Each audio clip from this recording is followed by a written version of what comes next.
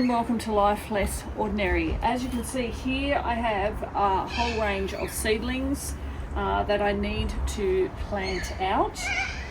But in particular, what I have here is mint. I have spoken before about having mint planted in ground and how it tends to overrun everything. So the way that we have circumvented the issues surrounding that is by planting mint in pots. Now I'm very fortunate that I have a whole range of ceramic pottery pots that I inherited from my grandmother, who was a very keen gardener. And what we've done is we have actually planted whatever mint that we wanted in these pots, in the pots, and then put them into our herb garden. So the root ball is contained in the pot. So that's the benefit of that. We can actually pick the pot up and move it somewhere else if we need to. But that's what I'm about to do. I've got three more varieties here. There's pineapple mint, chocolate mint, and chef's mint. In this pot here, I have Mitchum's Black, I think, which is meant to be good for drying for teas, for your herbal teas. Over here, I've just planted just this morning. So the pots aren't always necessarily intact, but it's still usable. So it got damaged at some point, but it's still a beautiful pot. And this one I've got mojito mint. So this is good for your mocktails or cocktails in summer. I've also got another mint at the end of this garden bed down there, which is in a plastic pot, which at some point I will transfer into one of these type of pots here. But around the corner here is where I did have these pots sitting through winter, and things got a bit messy.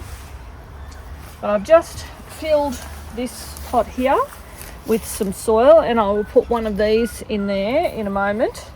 And then I've got this pot here that I had already planted some mint in. So we do have mint in these garden beds. I am never going to be rid of it.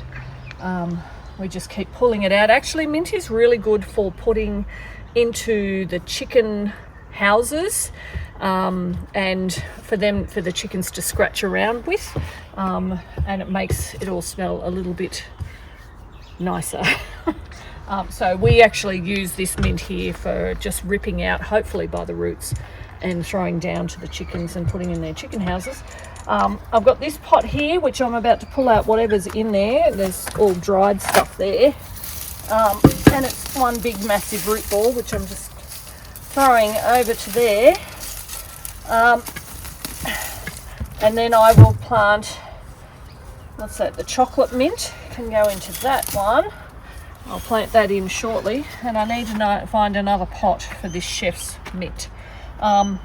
So this is how I contain mint, and have a bit of garden art with these beautiful ceramic or pottery pots that again aren't necessarily all intact, but they still create a nice soft feel to a herb garden. So these will sit in different spots in the herb garden where it's a bit blank. So it's a nice filler there, and because the herb garden gets watered frequently, then the mint will also get watered frequently. So I'm going to finish doing this task, and then I'll show you the finished product. Alright, so hands and nails are dirty because we have been planting stuff. So in here, amidst the yarrow, the lemon verbena and the wormwood, so this is wormwood and lavender, we have this mint here, which is mojito mint. Then if we come around here.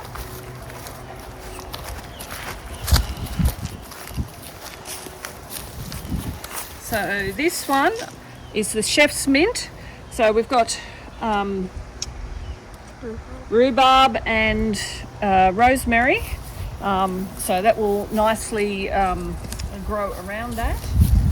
Pineapple sage, calendula, some more yarrow, and this one I think is soapwort. But in here we have the Mitchum's black mint in there. And then over in this garden here, so we have echinacea, we've got some parsley that's going to seed, some heartsease and chives, and we've got the chocolate mint in this pot. We've got some parsley coming up here, more heartsease, chamomile, coriander, and then there's some spring onions here.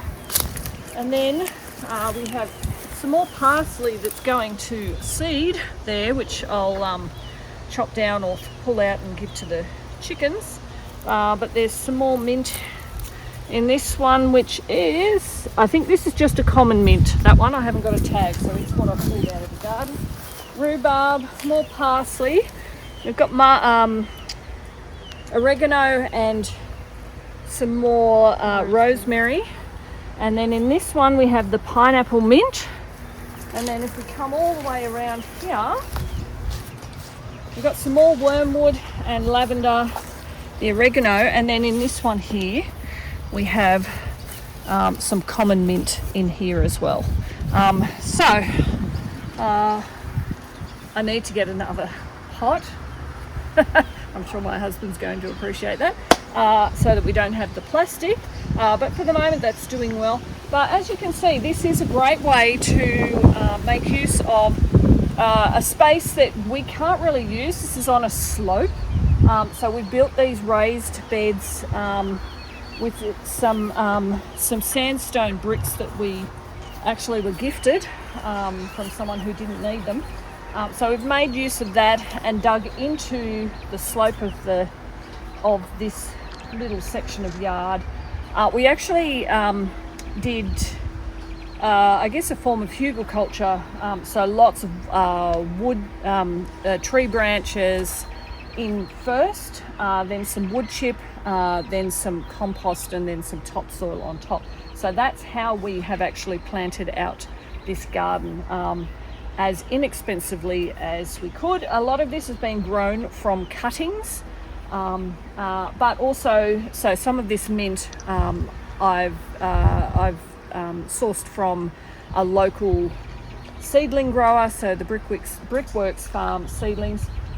So have a look into who you have locally, speak to friends who are gardeners, and you can grow a herb garden similar to this just from cuttings. It may take a little bit of time, but it is worth it, and it is right outside our door, so in that zone 1, so up close to the house where you can actually use it.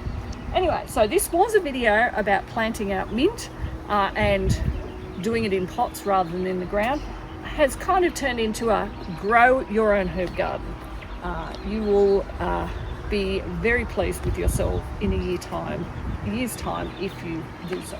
So hopefully this has been helpful, and we thank you for joining us as we live our life less ordinary.